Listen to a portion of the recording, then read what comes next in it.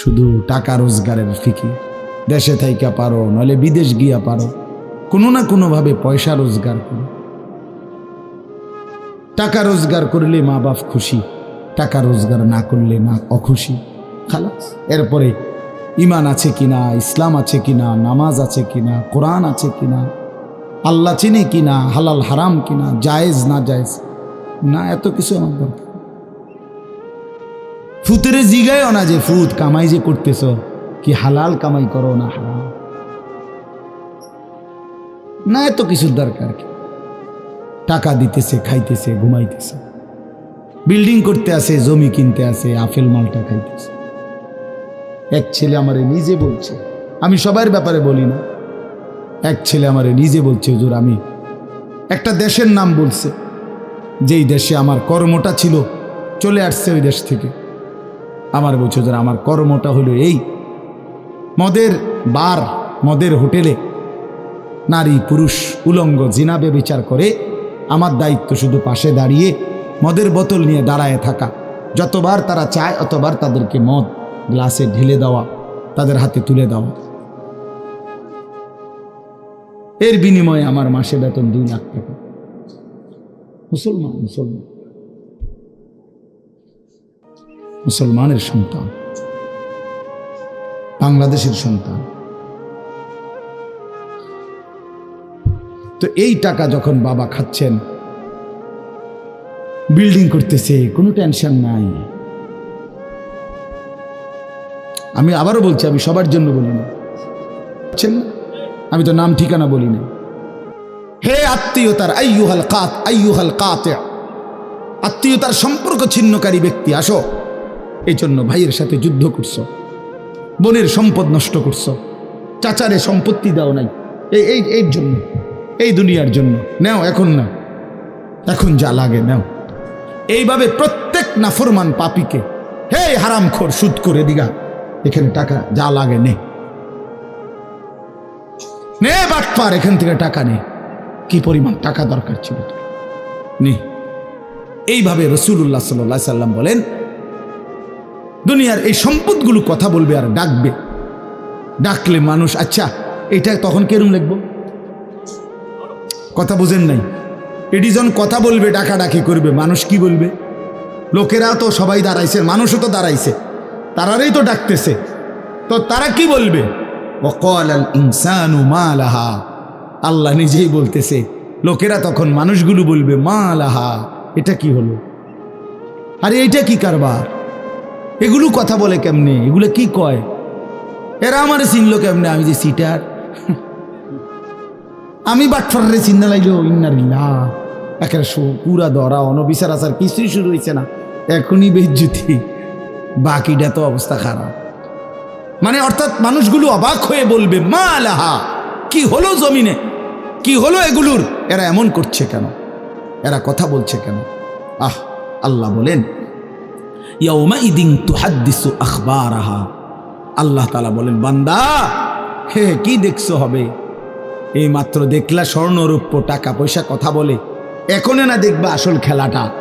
ইয়াউমাইদিন তুহাদ্দিসু আখবারাহা, আল্লাহ বলেন এখন দেখবা সরাসরি এই হাসরের মাঠে তোমার সামনে, তোমার পায়ের নিচের জমিন, তোমার পুরা জিন্দেগির কথা, তোমার যত তথ্য, ভালো কিংবা মন্দ, নেক কিংবা গুনাহ, তোমার সমস্ত কিছু, রাতের কিংবা দিনের, একাকী কিংবা প্রকাশ্যের, গোপন কিংবা আড়ালের, আল্লাহর কসম জমিন সবটা এখন তোমার সামনে বলে দিবে।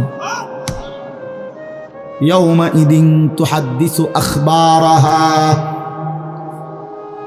রব্বুল আলামিন বলেন জমিন সবটা কথা বলে দিবে, ভালোটাও মন্দটাও, আলোটাও অন্ধকারটাও, একাকীও অন্ধকারেও, প্রকাশ্যেও সবার মাঝেও সব বলে দিবে। রাতের চুরি বলে দিবে, রাতের তাহাজ্জুদটাও বলে দিবে, মদের আড্ডার কথাও বলে দিবে, জুয়ার আড্ডার কথাও বলে দিবে। সারা রাত যুবক উলঙ্গ ছবি দেখেছ, আল্লাহর কসম সেটাও বলবে, যে যুবক মালিকের সেজদা দিয়েছে সেটাও বলবে, তাহাজ্জুদ শোনাবে, আবার সবার সাথে যে জামাতে নামাজ পড়েছে এটাও বলবে, সব কিছু বলে দিবে। আল্লাহ বলেন, যদি মানুষ ভাবতে চাও জমিন কিভাবে কথা বলে, স্বর্ণরৌপ্য কিভাবে কথা বলে, আল্লাহ বলেন বিআন্না রাব্বাকা আওহা লাহা, আল্লাহ তাআলা আদেশ করেছেন বলেই কথা বলে। আল্লাহ বললে, হুকুম করিলে আল্লাহর গোটা কায়নাত, গোটা সৃষ্টি জগৎটাই কথা বলে। ওয়াশাহিদা আলাইহিম সামউহুম ওয়া আবসারুহুম ওয়া জুলুদুহুম বিমা কানু ইয়ামালুন।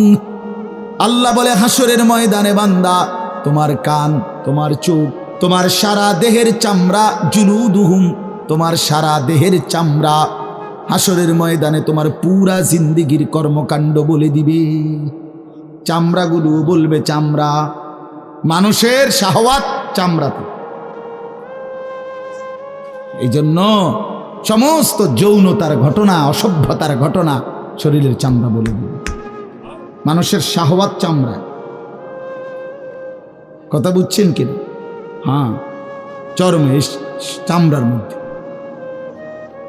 শাহওয়াত, কামনা, বাসনা, যৌন চাহিদা। এই জন্য যত লোক দেখবেন বিভিন্ন হসপিটালে, যত ডাক্তার চর্মরোগের ডাক্তার, তত লোক যৌন রোগেরও ডাক্তার। হ্যাঁ হ্যাঁ, চর্ম ও যৌন রোগ বিশেষজ্ঞ। এটা একই বিষয়, একই চ্যাপ্টার। চামড়া মানে আল্লাহ তাআলা বলেন, তোমার চামড়া বলে দিবে কত রাত, কত দিন নারীর প্রতি অবৈধ আগ্রহ, অস্থিরতার, বেহায়াপনার, অসভ্যতা করেছিলে।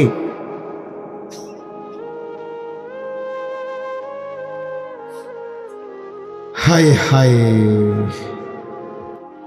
এজন্য নওজোয়ান ছেলে, তোমরা সবাই ভাই কষ্ট করে বসো। যে যে পাশে দাঁড়িয়ে আছো, আল্লাহর ওয়াস্তে বসো। কষ্ট হলেও বসো ভাই, বসে শুনলে বরকত হবে। মোবাইলটা হাতের যাদের, এটা বন্ধ করে দাও। হাতে ধরা যেই মোবাইলগুলো, এগুলো বন্ধ করে দাও ভাই, এগুলো নামায়ে ফেলো। আমাদের চেহারার দিকে তাকাইয়া আল্লাহর কথা মনোযোগ দিয়ে শুনলে লাভ হবে। আসলে বাস্তবতা হলো, প্রতিটা আয়োজন কষ্টের আয়োজন। এক একটা মাহফিলের মধ্যে অনেক মেহনত করতে হয়। 2 টাকা, 10 টাকা, 20 টাকা, 50 টাকা একত্র করেই এরপর একটা মাহফিল। এক মুঠে কেউ টাকা দেয় না, অনেক জনের কাছ থেকে বারবার গিয়ে কষ্ট করে নিয়ে সবাই মিলে মিশে একটা মাহফিল। প্যান্ডেল, মাইক, পোস্টার, হ্যান্ডবিল, বক্তা, দাওয়াত দেওয়া, ঠিকমতো আসা, মেহমানদারি, আপ্যায়ন, সব মিলাইয়া অনেক কিছু, অনেক কাজ থাকে, অনেক পেরেশান। আমার মাদ্রাসায় আগামী 14ই ডিসেম্বর মাহফিল। তো গত 1 মাস থেকেই এই পরিকল্পনা, এটা হবে কোথায়, ওইটা হবে কোথায়, বক্তা বসবে কোথায়, শ্রোতা বসবে কোথায়, প্যান্ডেল হইলে কোন দিক দিয়া, এই কত কিছু যে লিখছি আমরা। তো এতে বোঝা যায় যে অনেক কিছু। এই সবটুকু কষ্ট করে যদি শুধু কেবল আসলাম আর গেলাম, কিছুই শুনলাম না, বুঝলাম না, কিছু গ্রহণ করলাম না, তো কী লাভ হলো ভাই? এই কষ্টের এই ইন্তেজামের মধ্যে ফায়দা কি? এই জুয়েল, ওর কথা বারবার আমার কাছে বলছে। মাঝখানে আমি গত বছরে খুব সম্ভব ডেট দিতে পারি না, তো আবদার ছিল, আমি এবছর বলছিলাম যে ডেট মিলাই দেব, তো দেওয়া হয়েছে। আসলে সবাইরই ব্যস্ততা, সবাই কষ্ট করেই ইন্তজাম করতে হয়েছে। এই জন্য আমি অনুরোধ করি, সবাই আমরা, ছেলেরা তোমরাও ভাই বসো, ভাই ওই ছেলে বসো না বাবা, এনে বসো, বসো। এই ছেলেরা তোমরাও বসো ভাই, যে কদ্দুরেই শুনো, অসুবিধা নাই, যতক্ষণই শুনো। ফ্যান্ট যদি বেশি সিফা হয় তো সোজাই আসো, বসো না। অনেকের ফ্যান্টে সমস্যা, এটা এত সিফা যে গোলামের প্যান্ট ফিন্দাই দিছে, এই জন্য এটা দিয়ে বসতে পারে। এটা জানুন না? না, এটা ঐতিহাসিক তথ্য, মানে দুষ্টামি না। যাদের প্যান্ট সিফা, এটা হলো গোলামের পোশাক, মানে কৃতদাসের পোশাক। হ্যাঁ, এটা হলো আফ্রিকান, যাদেরকে দিয়ে পৃথিবীতে কৃতদাসের কাজ করাইতো, অর্থাৎ এই ভেড়া, বকরি, উট, দুম্বা, এগুলো লালন পালনের কাজ করাইতো। তো তাদেরকে এরকম সিপা প্যান্ট ফিলে, মানে টাইট, কেন? যাতে বসতে না পারে। হ্যাঁ সত্যি, এটা ঐতিহাসিক কথা, যাতে বসতে না পারে, কাজে যাতে ফাঁকি দিতে না পারে, এই জন্য এদেরকে এই চিপা প্যান্ট এটা পরায় দিচ্ছে। নাহলে এটা কোনোভাবেই সুস্থ স্বাভাবিক কোনো মানুষের পোশাক না। সামান্যতম সুস্থতা আছে যার ভিতরে, সে এত টাইট এটা পরে কীভাবে? বেচারা হাঁটে কেমনে, বসে কেমনে, পেশাব পায়খানার জরুরত আছে মানুষের, তাইলে এটা পড়া মানে দাঁড়াইয়া প্রস্রাব করা ছাড়া তো অন্য কোনো সিস্টেম নেই, নাহলে এটা সে কীভাবে বুঝবে? তাইলে এত কষ্ট করে মানুষের পোশাক আল্লাহ তাআলা নাজিল করেছে। ইয়া বনি আদমা কাদ আনজালনা আলাইকুম লিবাসান, কোরআন শরীফে আছে। আল্লাহ বলেন, হে বনি আদম, আমি আল্লাহই তোমাদের উপরে পোশাক নাজিল করেছি। পোশাক আল্লাহর দেওয়া। এই যে মানুষ পোশাক পরার এই অনুভূতি, এটা আল্লাহর দেওয়া।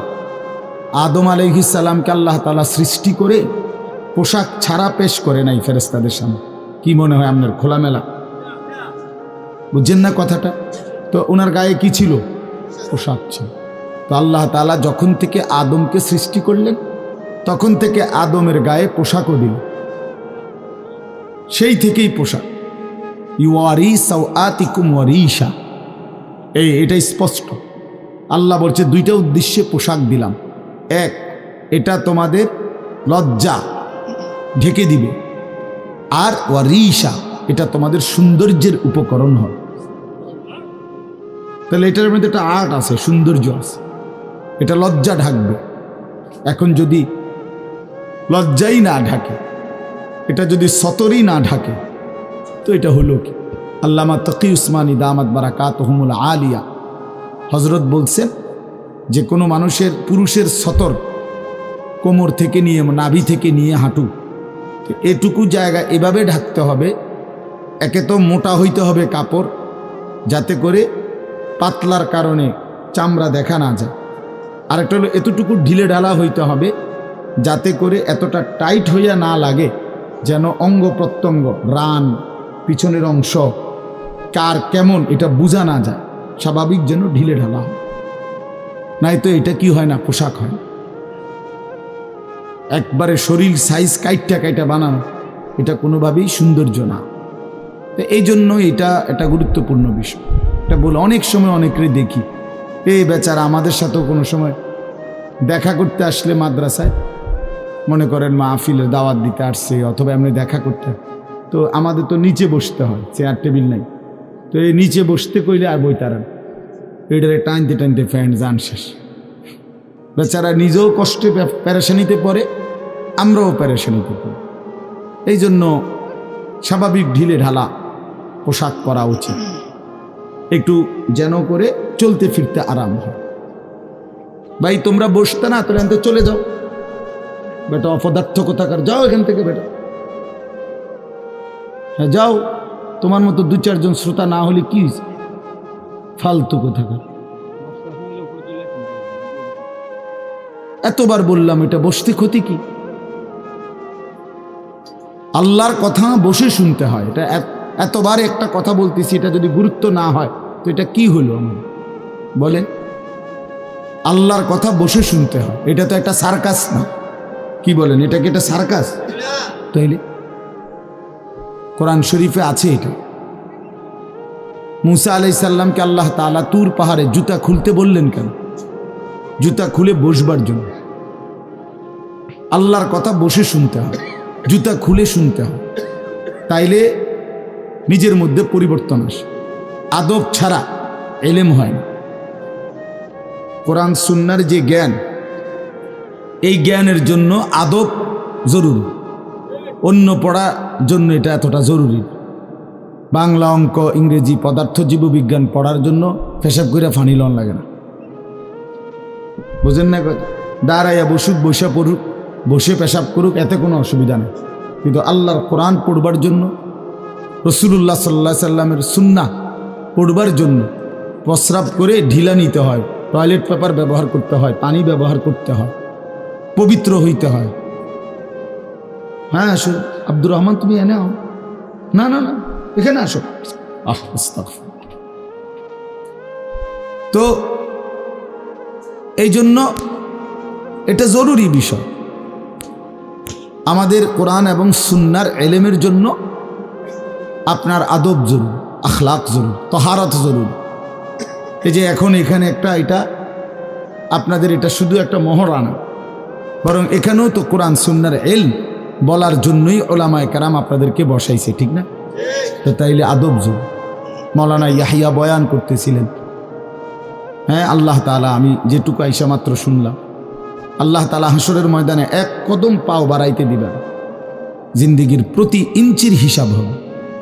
আন উমরিহি ফিমা আফনাহু, পুরা হায়াত বান্দা কোথায় ব্যয় করেছো বলো আমাকে, আমার দেওয়া হায়াত। ও আন শাবাবিহি ফিমা আবলাহু, শুধু যৌবনটা কোথায় ব্যয় করেছো সেটা আমাকে আলাদা বলো। ও আন মালিহি মিন আইনা ইকতাসাবাহু ওয়া ফিমা আনফাকাহু, প্রতিটি টাকার ব্যাপারে হিসাব দাও দুইটা। এক, টাকাটা কামাই করছো কেমনে, ব্যয় করেছো কোথায়। ওয়া মাদা আমিলা ফিমা আলিমা, যা যা শিখেছিলা, জেনেছিলে, শুনেছিলে, তা কি পরিমাণ আমল করেছো সেটা বল, সেটা বল। এই জন্য এই বিষয়গুলো জরুরি। বা রাসূলুল্লাহ সাল্লাল্লাহু আলাইহি সাল্লাম বলেন, এগুলো উত্তর না দিয়ে কোনো মানব সন্তান হাসরের ময়দানে এক কদম সামনে যাইতে পারবে না, এক কদম সামনে যাইতে। কোরআনুল কারীমের মধ্যে আছে, আল্লাহ তাআলা বলেন, ফাওয়ারাব্বিকা লানাসআলান্নাহুম আজমাইন আম্মা কানু ইয়ামালুন। আল্লাহ তাআলা বলেন, আমার কসম, মানে আল্লাহর কসম, আল্লাহ নিজের কসম করে বললেন, আমি অবশ্যই তোমাদেরকে জিজ্ঞেস করব, অবশ্যই অবশ্যই সকলকে, আজমাইন, সকলকেই আমি আল্লাহ জিজ্ঞেস করব, আম্মা কানু ইয়ামালুন, দুনিয়ার হায়াতে যা তোমরা করেছিলে।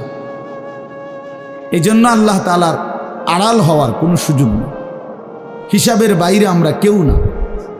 আল্লাহ তাআলা বলেন, সুম্মা লাতুসআলুন্না ইয়াউমা ইদিন আনিন নাঈম। আল্লাহ তাআলা বলেন, ওই বাবা, আরে কি প্লাস্টিকে না, কথা বলো কেন? আল্লাহ তাআলা বলেন, আমার দেয়া প্রতিটি নিয়ামত সম্পর্কে অবশ্যই আমি তোমাদেরকে জিজ্ঞেস করব, প্রতিটা নিয়ামত। হাদিসের মধ্যে আছে, আল্লাহ তাআলা জিজ্ঞেস করবেন, নবী সাল্লাল্লাহু আলাইহি সাল্লাম বলেছেন, আল্লাহ জিজ্ঞেস করবেন, আলাম নসিহ জিসমাক, বান্দা আমি মোট এতদিন তোমার শরীর সুস্থ রাখি নাই, সেইটুকু শুকর কি আদায় করেছো বলো। অনুরভিকা মিনাল মা, আমি কি তোমাকে প্রতিবার তৃষ্ণার্ত অবস্থায় পানি পান করিয়ে তোমার তৃষ্ণা নিবারণ করি নাই? যতবার পানি পান করছো, তো এরপরে আমার কি শুকর আদায় করছো বলো বান্দা। আহা বদনসিব মুসলমান তো আলহামদুলিল্লাহ বলতেও জানে, পানি পান করে সেরা যে একবার আলহামদুলিল্লাহ বলবে, এটুকু তো জানে, এটুকু তো জানে। তাইলে এই জন্য বললাম, আমরা কিন্তু প্রত্যেকেই আমাদের হায়াত, ইয়াহিয়ার ওই কথার থেকে আমি বললাম, আমাদেরকে উত্তর দিতে হবে। ওয়াকিফুহুম ইন্নাহুম মাসউলুন। আল্লাহ তাআলা বলেন, হাসরের ময়দানে ফেরেশতাদেরকে বলবেন, আমার বান্দাদেরকে দাঁড় করাও, তাদেরকে এখন জিজ্ঞেস করা হবে একজন একজন করে। ওয়াকুল্লুহুম আতিহি ইয়াউমাল কিয়ামাতি ফারদান। আল্লাহ বলেন, সকলকে আমি আল্লাহর সামনে আসতে হবে একজন একজন। ফারদান অর্থ ওয়াহিদান, একজন একজন আমার সামনে এসে দাঁড়াবে, আমার সামনে তুমি একাকী উত্তর দিবে, কোনো দুভাষী থাকবে না, একাকী উত্তর দিবে। এই জন্য বাপ আমার, এটা জরুরি বিষয়, আমাদের জন্য জরুরি বিষয়, আমরা যেন আমাদের জিন্দেগির কদর করি। ছেলেরা তোমাদেরকেও বলি, ভাই হায়াত এই শুধু শুধু কাটাইয়া বন্ধে কোনো ফায়দা নেই। বুট খাইতে খাইতে নষ্ট করে দিলা জীবন, সামান্য মোবাইলের জন্য জীবন। একটা মোবাইলের আর কতই দাম, 12, 14, 18 হাজার টাকা। তো এই সামান্য টাকার একটা মোবাইল, এর জন্য এত সুন্দর হায়াত শেষ করে দাও, এটা ঠিক না। বন্ধুদের আড্ডায় 5 ঘন্টা 6 ঘন্টা জীবন শেষ করে দিলেন। আল্লাহ আমাদেরকে বুঝ দান করেন। এজন্য চলেন, প্রতিটা মাহফিলের বয়ান মনোযোগ দিয়ে শুনবেন। জুমার নামাজের বয়ান মনোযোগ দিয়ে শুনবেন। যখনই ওলামায়ে কেরাম কথা বলে মনোযোগ দিয়ে শুনলে ধীরে ধীরে পরিবর্তন হয়। মানুষ একদিনে বদলায় না, এটা আমরাও জানি। একদিনে কোনো জুনায়েদ বাগদাদি হয়ে যাবেন, একদিনে কোনো আব্দুল কাদের জিলানি হয়ে যাবেন। ওনারা নিজেরাও একদিনে হয় নাই, তা আপনি হইবেন কেন? বুঝেন নাই? জুনায়েদ বাগদাদি এত বড় আল্লাহর ওলি হয়েছে একদিনে, তো বাইজিদ বুস্তামি এত বড় আল্লাহর ওলি হয়েছে একদিনে, তো আপনি হবেন কেন? কাজে এইটা কোনো কথা না। কিন্তু শুনতে থাকলে, গুরুত্ব দিলে, আন্তরিকতা দিয়ে শুনলে একদিন আল্লাহ তাআলা বদলে দেয়, পরিবর্তন নসিব হয়।